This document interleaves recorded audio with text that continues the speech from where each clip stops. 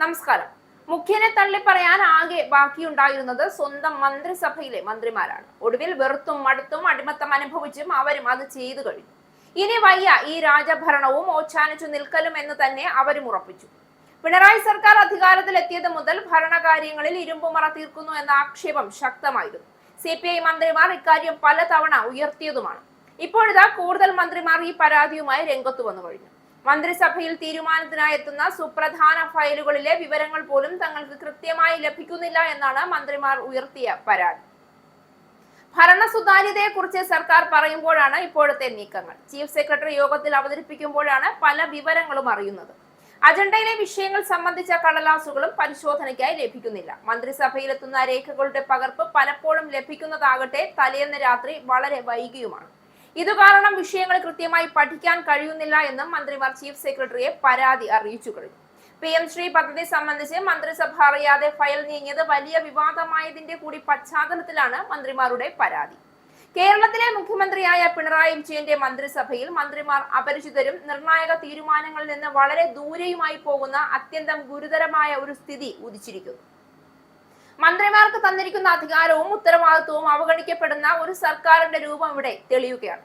സംസ്ഥാനത്തിന്റെ നയനിർണയത്തിൽ പ്രതിനിധി വകുപ്പുകളിൽ നിന്ന് ലഭിക്കേണ്ടതായ വിവരങ്ങൾ മന്ത്രിമാർക്ക് ലഭിക്കുന്നില്ല എന്ന പരാതികൾ നിരന്തരമായി ഉയരുന്നു.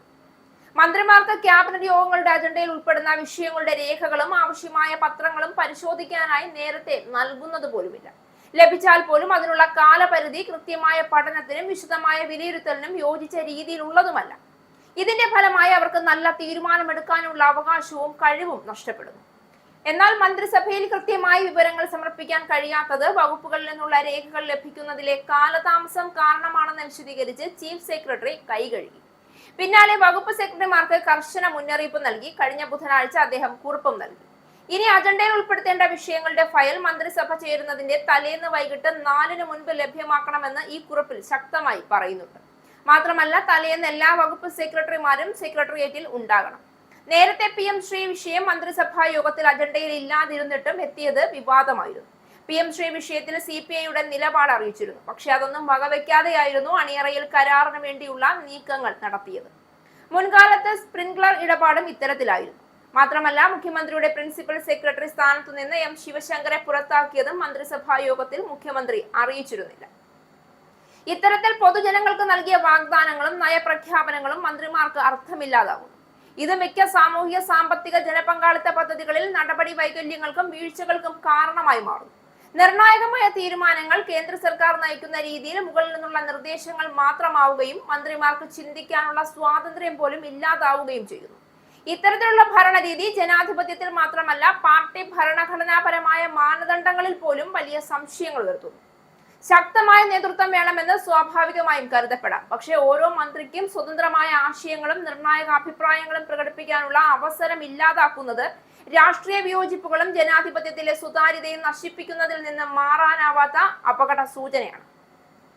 പിണറായി വിജയന്റെ ഭരണരീതി ബ്യൂറോക്രാറ്റിക് നിയന്ത്രണത്തിലൂടെയും മന്ത്രിമാർക്ക് തീർപ്പ് വരുത്താനുള്ള സ്വാതന്ത്ര്യം നിഷേധിക്കുന്ന രീതിയിലും സംസ്ഥാനത്തിലെ ഭരണ പ്രവർത്തനങ്ങളുടെ വെളിച്ചം തടയും.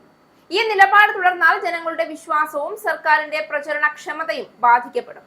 മന്ത്രിമാർ കാര്യങ്ങൾ അറിയാതെ തീരുമാനങ്ങൾ ബഹുഭൂരിപക്ഷം മുകളിലെ നിർദ്ദേശങ്ങൾ അനുസരിച്ചുള്ളതാണെങ്കിൽ ജനങ്ങൾക്ക് ലഭിക്കുന്ന സേവനത്തിന്റെ ഗുണനിലവാരവും നഷ്ടപ്പെടും.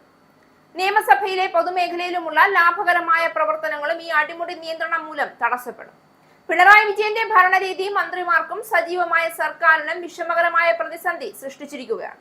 ഇത് കേരളത്തിലെ ഭരണഘടനാപരമായ പ്രത്യാശകൾക്കും ജനാധിപത്യ ആധാരങ്ങൾക്കും ഗൗരവമായ വെല്ലുവിളി തന്നെയാണ്. ഈ നിലപാട് തുടരുമെങ്കിൽ പിണറായി സർക്കാരിന്റെ വിശ്വാസ്യതയും ജനങ്ങളുടെ ഭരണത്തിലുള്ള പ്രതീക്ഷയും വീണ്ടും തകർന്നു പോകുമെന്ന് ഉറപ്പാണ്.